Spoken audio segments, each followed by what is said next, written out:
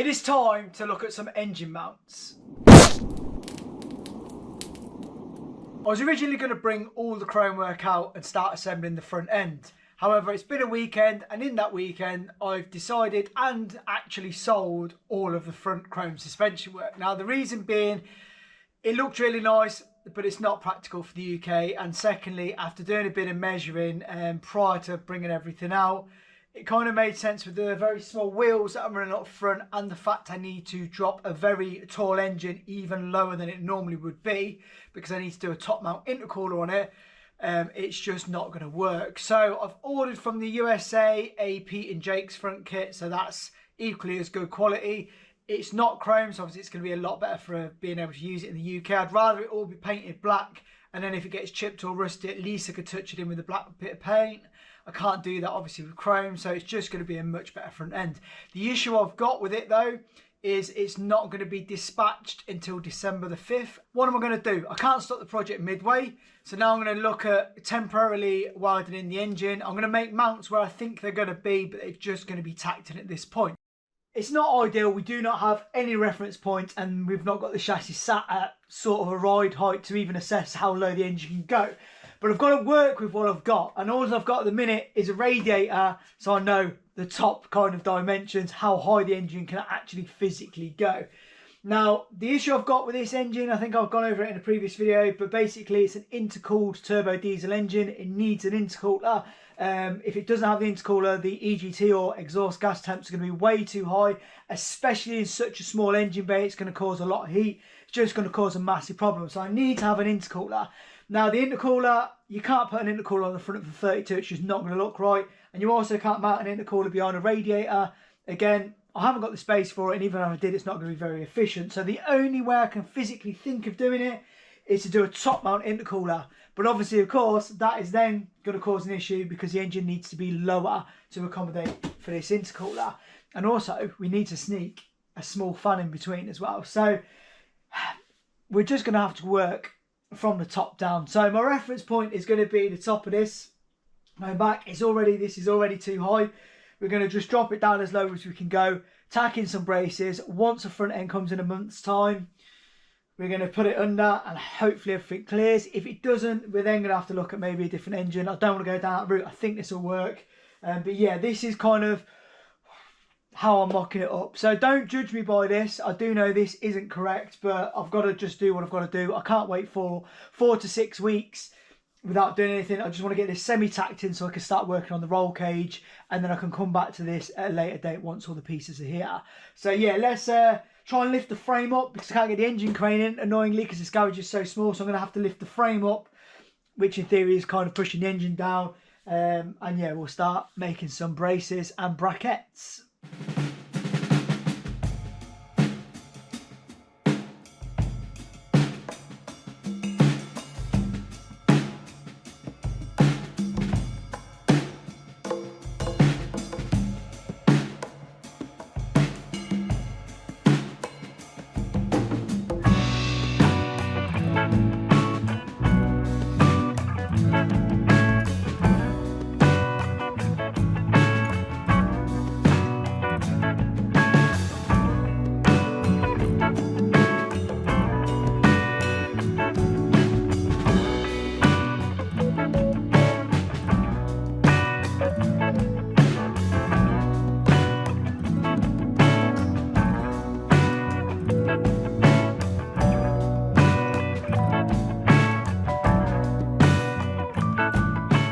Making sure I've got clearance on the yoke adapter, which I do.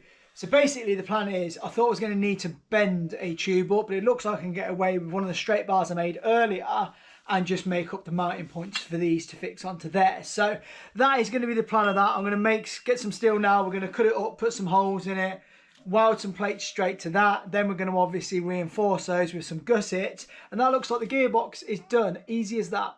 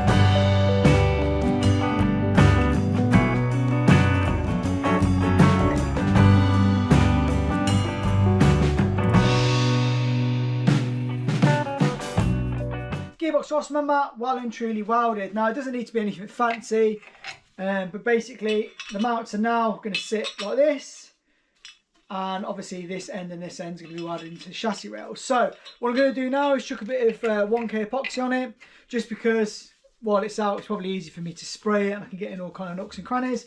But yeah, then we're going to tack it into the frame and concentrate then on the front 2 engine mounts.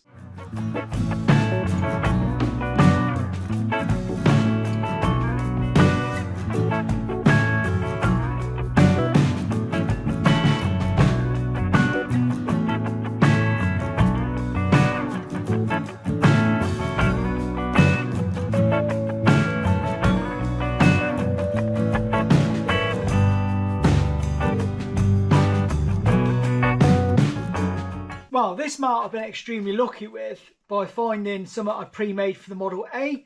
I've had to trim just a little bit off the bottom of the bracket simply because there's a taper on this frame. However, put underneath, it bolts straight to that, lovely. So it looks like I've only got to make the other side. So I'm going to nip this up and then we're going to jump onto the other side. This side is a little bit more awkward than the other simply because the mount's a lot lower. So what I've got to do is make something kind of like the other mount but upside down. So I have the plate at the bottom and then the gussets are going to run up the side. So I'm going to dig through the scrap box to see what I've got.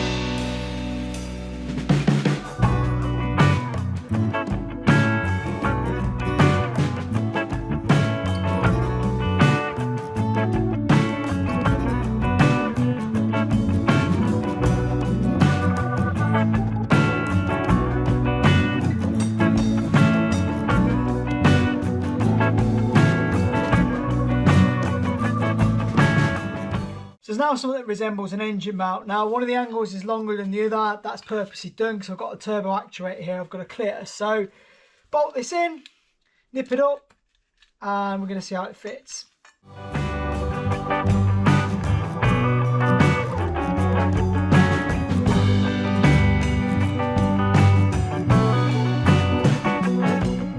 So I'm happy with the positioning. I'm just going to drop some TIG tacks in for the time being.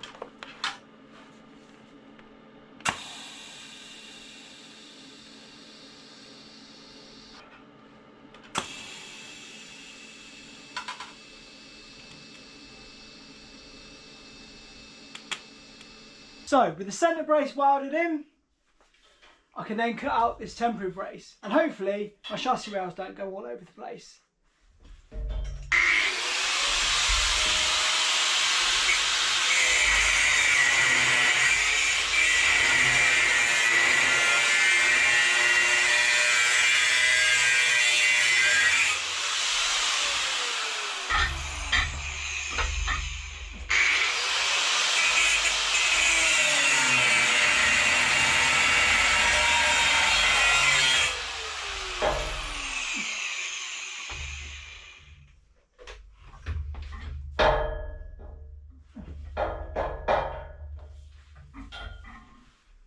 I think that is classed as a win.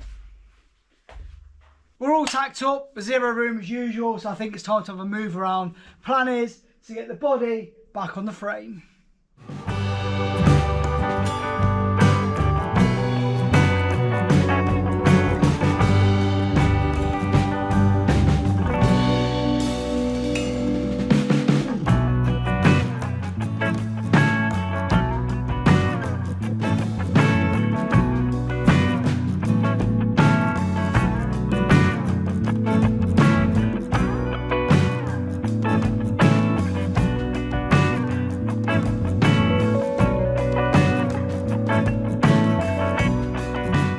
Well, it's all sort of assembled and the engine height is pretty much bob on. I think it's going to clear my 4-inch drop axle because I think I've got ½ inch over scrub line, which basically means if my tyre's deflated fully, the sump still shouldn't touch the floor.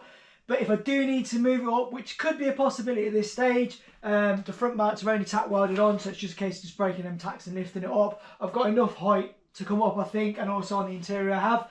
I'm going to flip the camera around, show you how it looks and how it sits, and then in the next video we're going to start looking at some roll cage.